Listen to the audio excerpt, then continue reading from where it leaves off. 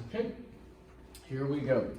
So we're picking up where we left off in the last section, except you're going to see some unique cases that occur rather than just getting a straightforward answer. There may be two other scenarios that we're going to have to get through, and namely that's these two. When we get to them, I'll explain how to deal with them. What we've been exposed to so far is this scenario when there's an exact value of x that is going to make the statement true, where the left side matches the right side.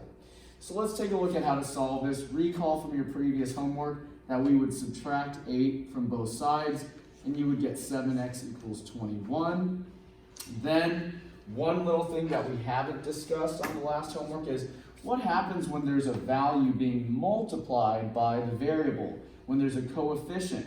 Well, just like there's an opposite rule for moving numbers left and right, moving letters left and right, there's an opposite inverse rule for when something is being multiplied. When something's being multiplied, to get rid of it, we divide. So that is something that we did not go through last class, but now you know. In the event that you have a number sitting in front of the variable and you want to get that variable all by itself, the answer or the procedure is to divide that number by both sides. If you have a number being added or subtracted to your terms, in order to get rid of it, we do the opposite, which is subtract or add. And so, of course, 21 divided by 7 is 3. And so, in this case, we get a very specific answer, the answer being 3. And so that's why we would choose the first, the solution set consists of 3 as an answer. That's typical. That's what we've been working on. Are there any questions about that? Did you get your question correct? Any questions about yours? Okay, let's go on to the next one. All right, so this next one.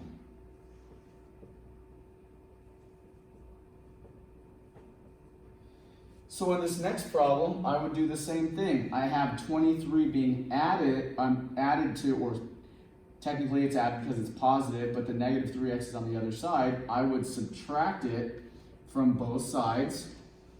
And so that would leave me with a negative 3x equals negative 45. Okay?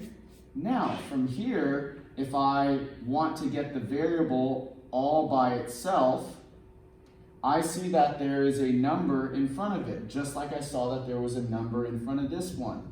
Now, what's different between this first problem and this second problem? That number just so happens to be negative as opposed to positive.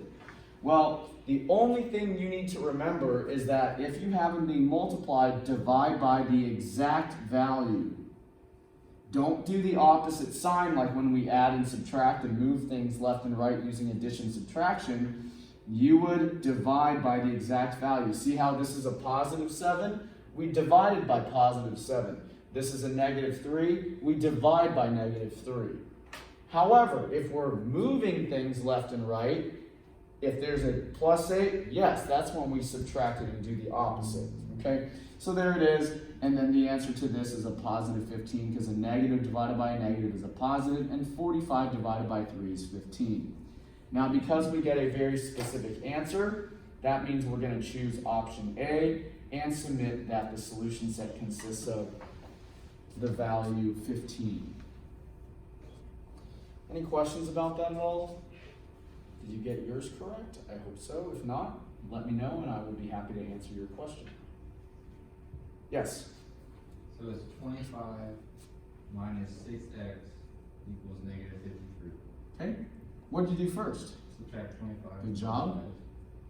And then, what's the next line look like? Negative 6x equals negative 108. Ooh, how did you get 108 off of that? Because I wrote a 5 and not a 2. There you go. Sometimes when you read it out loud to me, you catch your own mistake. And sometimes going verbally through it is perfect. What is that actually?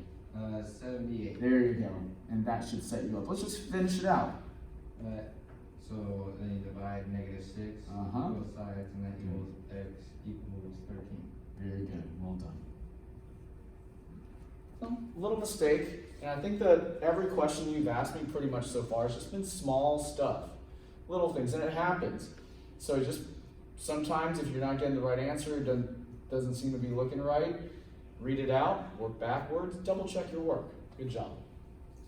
Any other questions? Okay, let's keep going. Okay, next one.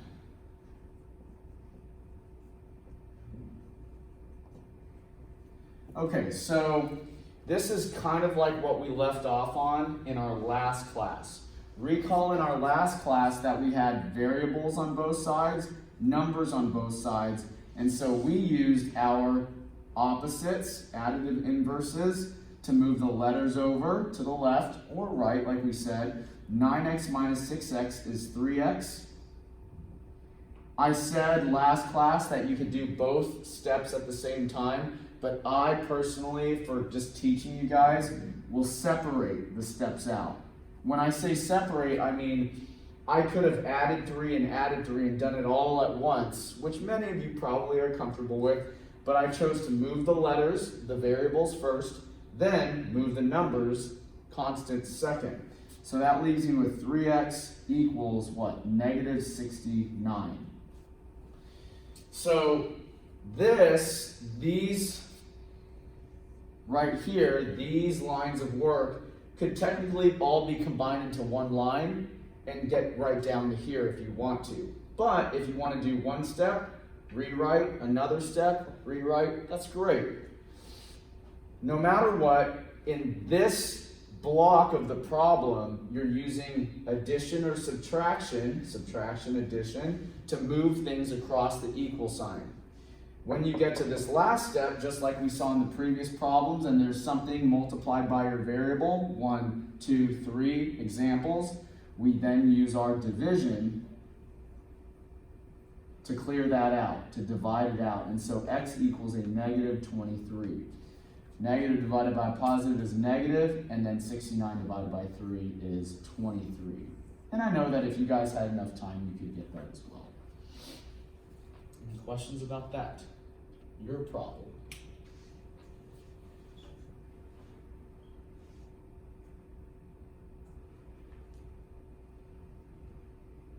Anything at all?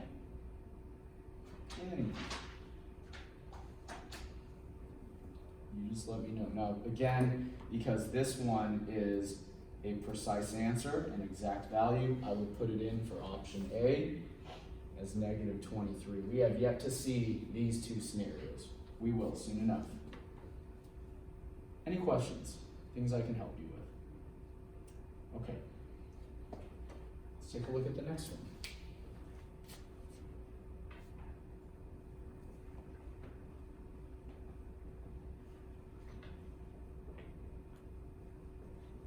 All right, so again, we've seen something like this before.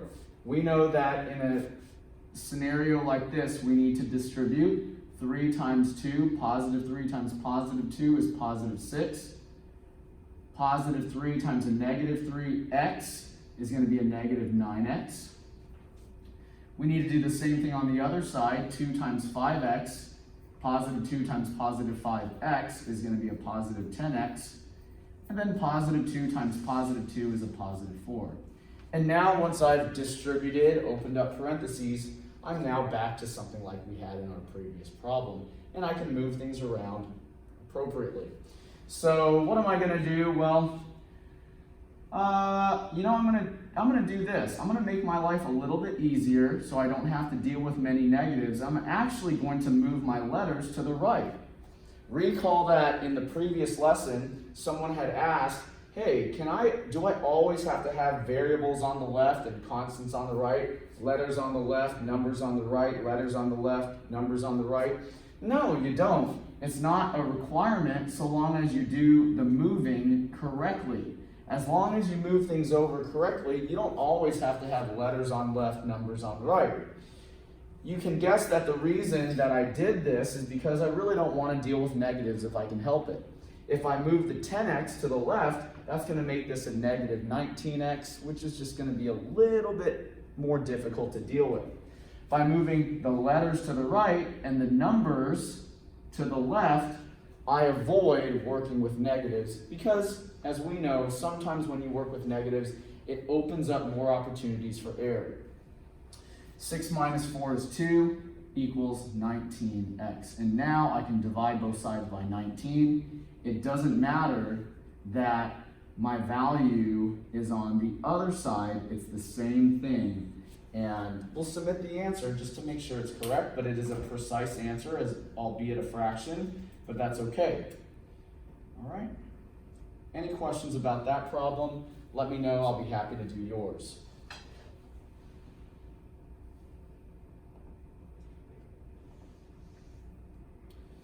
As you're working through your own problem, you'll notice that basically the two problems are identical. This one and the previous are identical, with the only exception being that I had to distribute to get started, and then at the end, it just so happened that it didn't clean up nicely like the previous problem. It just ended up being a fraction, and that's no big deal at all. Any questions? Things I can help you with?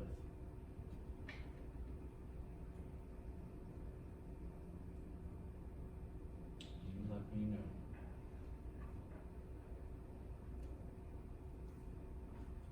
Okay, all right, I'm going to move on to the next one. Here we go.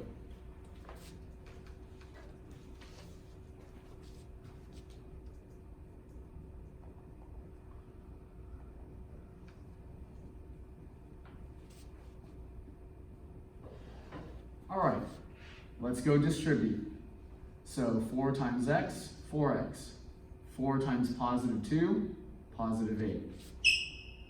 8 times x, 8x. 8 times negative 1, negative 8.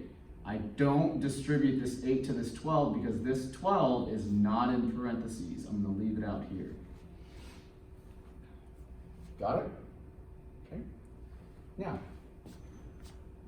let's clean things up. We can combine these like terms before we start getting to work. Always, just like we said last class, if there's an opportunity to simplify, combine like terms on each side, you should be doing that.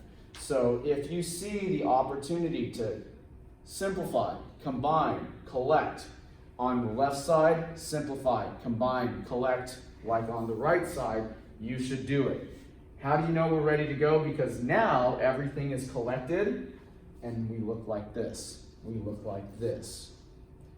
So what is the different levels of complexity from this to this to this problem? Well, it's simply that you have to do more to lead into that initial step. This one was distribution and collection.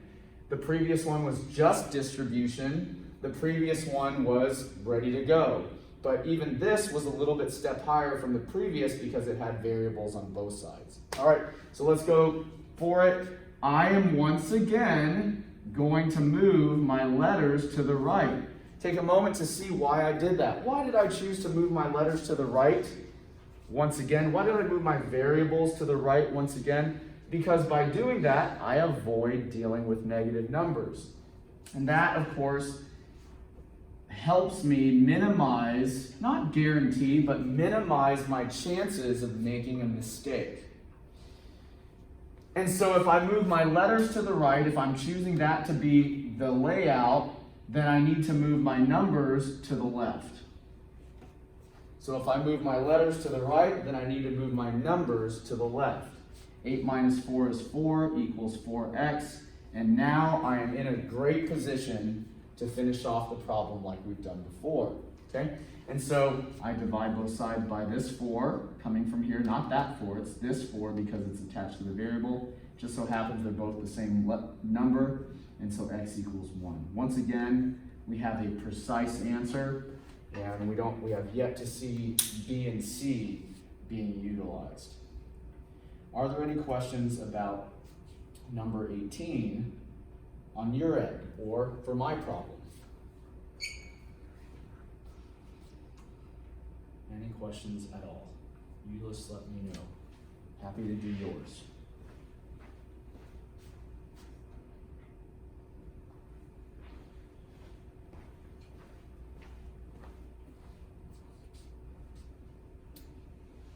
All right.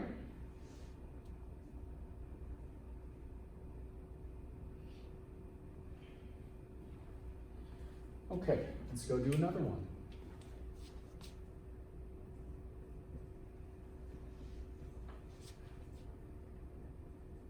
So you can see the ever increasing level of complexity to start. It's like all a little bit more difficult. These three are about the same. But then this was a little bit more complicated. Put a variable on the other side. This was a little bit more complicated. Distribute, then go. This was a little bit more complicated. Distribute, collect on one side. This one is a little bit more difficult. Distribute, collect, distribute, collect. We're going to have to do two collections, two combining like terms. Let's get started. 2 times 2x is 4x.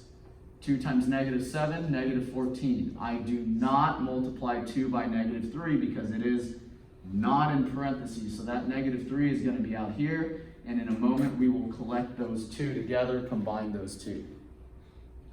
Let's go to the other side. 2 times 2x, or 2 times x is 2x. 2 times -4, -8. I do not multiply these two because it's, once again, not in the parentheses. In a moment, I will combine these two. Make sense? Very similar to what we did here, with the only difference being that we've got another collection on the left. Let's combine, collect, put things together. -14 minus 3 is -17. And -8 minus 3 is -11. Any questions about that so far? We're doing all right? Okay, let's move things around. Now this time, I am going to move the letters to the left. Why am I choosing to move the letters to the left as opposed to the two previous problems where I moved the letters to the right, letters to the right? Because by moving the letters to the left, I'll still have a positive variable. So in other words, you want to kind of look ahead. Look ahead at what is happening to predict what you want or do not want to happen. If I move this 4x over, I'm going to have negative values. So we have to be very careful about that. I mean, that is if you want to not deal with negative numbers. Okay? Now, plus 17 as I move my numbers to the right. 2x equals, that's going to be a 6. -11 plus 17 is 6. And then, final step, divide both sides by the coefficient, the number in front of the variable, and so x equals 3.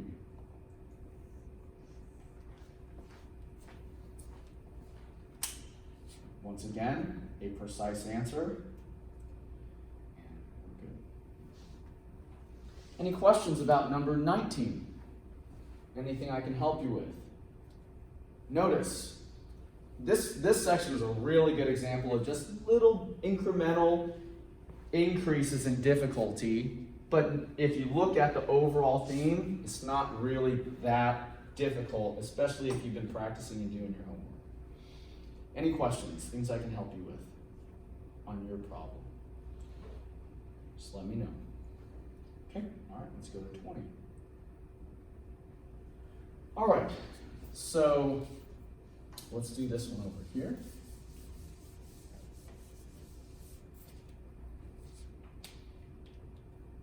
This is kind of a unique problem. 7x over 3 minus 4 equals 24. I'll show you how to do it, obviously. It's not as difficult as it initially looks. First, if you're following along, I would add or subtract whatever is here. Mine is a subtraction, so I'm going to add. That is fairly straightforward, just like all of our previous. What am I doing right now? I have literally just moved my numbers over to the right. So now I have 7x over 3 equals 28. Okay? Now, follow along carefully. Just to make your lives easier, look at what the denominator is right here. Okay? Look at what that is. Maybe yours is a 5, 6, 7, 8, 2, whatever it is. Whatever it is, multiply both sides by that denominator. What does that effectively do for you when you multiply both sides by that denominator? Well, what it does is cancels it. Because we know all about cancellation, don't we? We understand that. And that cancels out your denominator, which does what for you? It makes your life easier because you no longer have a fraction to deal with. Of course, you got to do the multiplication here, so I think that's 84 for me. It is. And then, now, look at where I'm at. Here, here, and here. All the same stuff. Finish the problem, divide both sides, in my case, by 7. And so x equals 12. Oops, not the prettiest 12.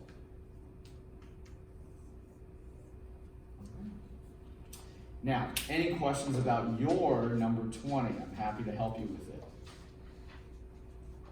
What's the tricky part? This right here. Multiplying by whatever that denominator is to cancel it out and effectively clear out your fractions. How'd you clear it out? Like the fraction right there? Well, think back to when we were working with multiplication of fractions. What did we need to do when we were multiplying fractions? Look to cross, diagonal, cancel. Simplify. Exactly. So recall over here's a quick example. If I have 6 over 5 times, let's call it 15 over 4. What would we do? These are both divisible by 5, and you get a 3 here and a 1 here. These are both divisible by 2. You get a 2 here and a 3 here. These are both divisible by 3.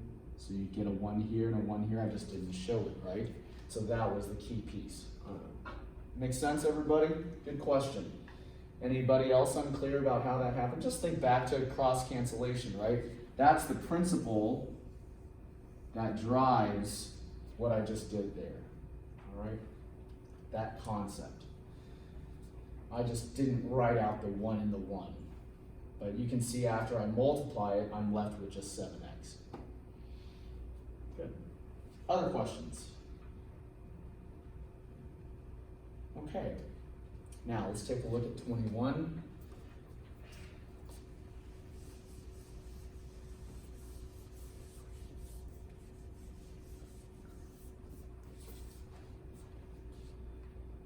All right. Normally I wouldn't quiz you on something like this, so and in this particular class, it's not mandatory. I'm just going to show it to you so that you've been exposed to it. However, I would not normally quiz you because for our specific class and what we're trying to accomplish, this isn't a make or break principle. So if for some reason you don't fully understand this, don't panic. Your grade in this class does not hinge upon your mastery of this, okay? So first thing I'm going to do is I'm going to move through this problem a little bit quicker. If it doesn't make sense to you, it's totally fine, but I do just want to expose you to it. Look at all the denominators. 4, 3, 3, 3. It's basically comprised of 4s and 3s, okay? With 4s and 3s, if I wanted to get a lowest common denominator, you should know that the LCD would be a 12.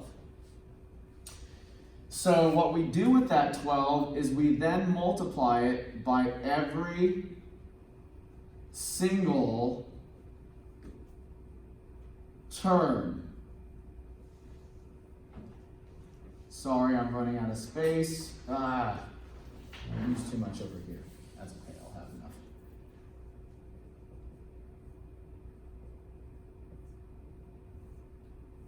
So what I did there, if you look carefully, is I multiplied 12. What would have been the LCD? What's the smallest number that 4 and 3 go into? 12. That's how I got that. I multiplied 12 over 1 by this, 12 over 1 by this, 12 over 1 by this, 12 over 1 by this. Did it to all of them. Now, I'm actually going to use the question that was asked earlier. I'm going to go cancel, simplify, do that. 4 and 12 are both divisible by 4. So 4 divided by 4 is 1, 12 divided by 4 is 3. And so, look at this real quick. 3 over 1 times y over 1 makes a 3y.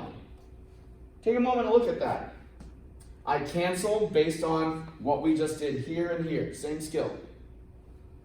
And then what's 3 over 1 times y over 1? It's 3y. When I clean everything up, right? Let's go to the next one. 3 and 12 both cancel. 3 divided by 3 is 1, 12 divided by 3 is 4. Isn't that true? They're both divisible by 3. When I multiply everything out, that's a positive 4 over 1 times 2 over 1, which is a positive 8. Okay. It's not easy. Again, like I said, if it doesn't make 100% sense, it's not a deal breaker. These are both divisible by 3. 3 divided by 3 is 1. 12 divided by 3 is 4.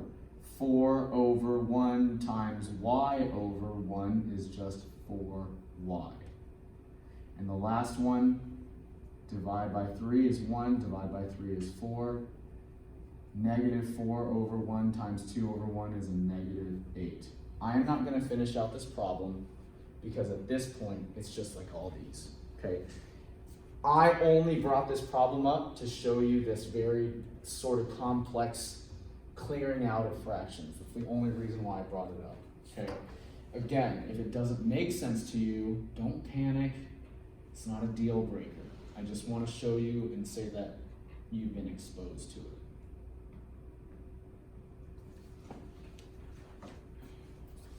Okay, again, don't make it, it's not a deal breaker. No need to panic on it if it doesn't make complete sense. In fact, I am going to erase this one because this one isn't really relevant anymore. Okay? And that one won't be in a moment either. It's not the crux of this section. Here we go. 3x minus 9 equals 3x plus 5. This is what matters, okay? Previous two problems, sort of important, not really that important, important. Okay, let's look. Let's go and open things up like we know how to do. 3 times x is 3x. 3 times 5, positive 15. And so that's going to be 3x minus 9. Okay, you guys all with me on that? All with me on 22 so far? Now, if I move the variables over to one side, what happens? It doesn't matter whether you go to the right or to the left. What ends up happening with them? They go to 0. 3x minus 3x is 0 x's, no x's, leaving you with just negative 9 on the left. 3x minus 3x is no x's, leaving you with just 15 on the right side. Are you guys with me so far? This is a problem, isn't it? This is very different from what I'm now going to label as case 1. Both of these problems are case 1 problems. Case 1 problems are problems where you get an actual answer at the end. This is what we will call a case 2 problem. A case 2 problem is one in which, look what happens here. When we try to move the variables to one side or the other, they go away. They cancel each other out, leaving you with just numbers. But is this a true statement? Negative 9 equals 15? No, it's not. This is untrue. You'll see the case when it's true in a moment. When it's untrue, and that's the case, no solution. That is your answer. And so the symbol for that is an O with a line through it, and that is C.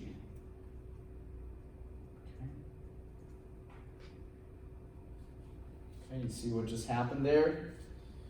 So I did everything that I know how to do in case 1, but when I got to right here and right here, it yielded me no more variables. It eliminated the variables completely, leaving me with just numbers, but it just so happened these numbers form an untrue statement, and when the numbers form an untrue statement, you're left to conclude that there is no solution. What does no solution mean? Nothing you put in for x will make the left equal the right.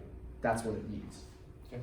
There's also a linear conclusion to it, but in terms of graphical lines and all that, but we won't get there just yet. Okay, let's go to the next one.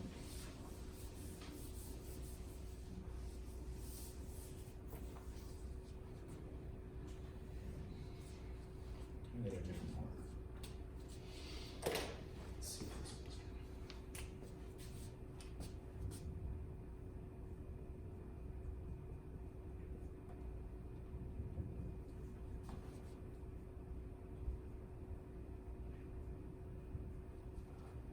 Okay.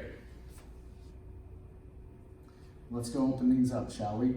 2 times 4x, 8x.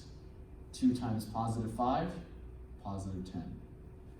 Let's look over here. 11x minus 3x is 8x. Positive 9 plus 1 is positive 10. What did I do there? I opened things up, combined like terms. Things that we already know how to do. I open things up on the left. I combine like terms on the right. Are you following me so far? Okay. Now, you could actually stop right here because you recognize what's going on. The left side is identical to the right side, isn't it? But let's say you're not paying attention and you subtract 8x from both sides, and that effectively eliminates the variables, leaving you with just 10 equals 10. Let's say you go one step further and you're not paying attention, don't recognize it. Is this dead end the same as this dead end? No, this dead end is not true. This dead end is true. When it's true, it is all real numbers. In other words, there are an infinite number of answers that will work here. Whatever you put in for x will always make the left and right side work. This one, no matter what you put in for x, you'll never make the left and right side match. It'll never be a true statement. And this would be considered case 3. And now you've seen all 3 cases. That is how it works. So, case 1, specific answer, you get an actual answer. That would be here. Case 2, dead end, untrue, no solution. Case 3, dead end, true, infinitely many solutions, and those are the 3 scenarios you're going to experience. Any questions about that? You guys got yours correct, I hope? Please let me know, and I'll be happy to do your problem if it's not quite. All right, let's go do another one. Let's see if I can squeeze this one in here.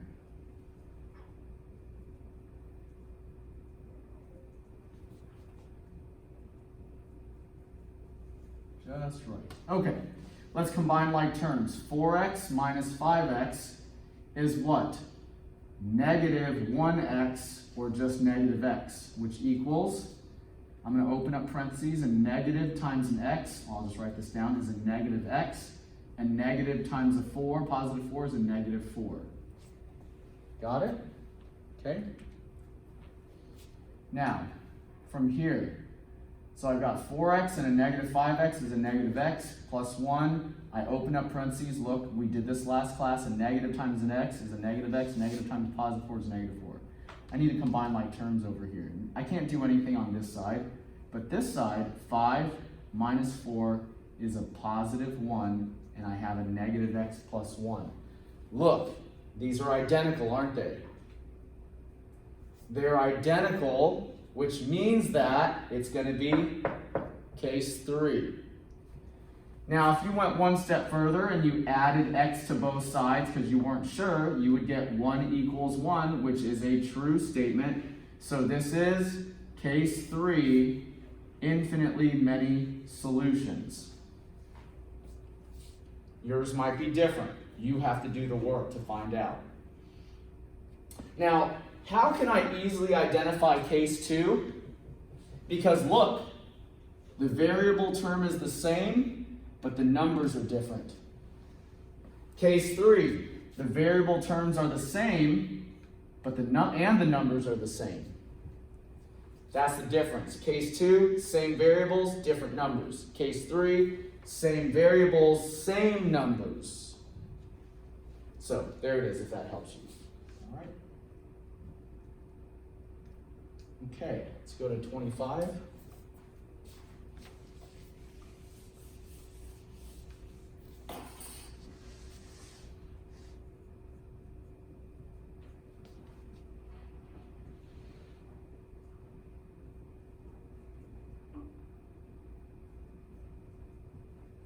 All right, this looks good. So we got a very large problem that looks very similar to over here when we first got our biggest case 1, and let's see what happens. Who knows what it's going to end up being? Here we go. I think by now you guys are in pretty good shape, so I'm just going to kind of quickly narrate through my problem. 9 times x is 9x. 9 times negative 9 is negative 81 plus 5. Then I've got 15x over here. Negative 6 times x is negative 6x. And negative 6 times negative 8 is a positive 48. All right. Now, let's combine like terms. Negative 81 plus 5. 9x, that's going to be a negative 76. Let's come over here. 15x minus 6x is going to be a 9x. Nothing combined here, plus 48. Now, pause for a moment. I don't need to go any further to know exactly what's going on here, do I? I do not need to go any further through this problem to know that I can stop right here and draw a conclusion about my answer. How do I know that? Look. Variable 9x, variable 9x, they're identical. That means that it cannot possibly be case 1, can it? Okay? Let's look at the numbers. Negative 76, positive 48. When the numbers are different, but the letters are the same, you know you're in case 2, no solution. And there it is. So, I hope that helps you guys. Any questions about your problem at all? You let me know.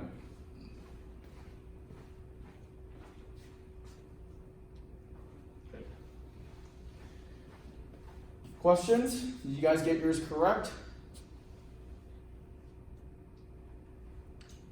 Now you've seen everything. Case 1, 2, 3, 2, 3. Everything is out there on the board, all different ways that it can be thrown at you. There you go. All right, number 26. I'm not going to do 26. Like I said, you guys don't have to worry about that. 27 you don't have to worry about, and that's it. We're done. Just the arithmetic side of things is what you need.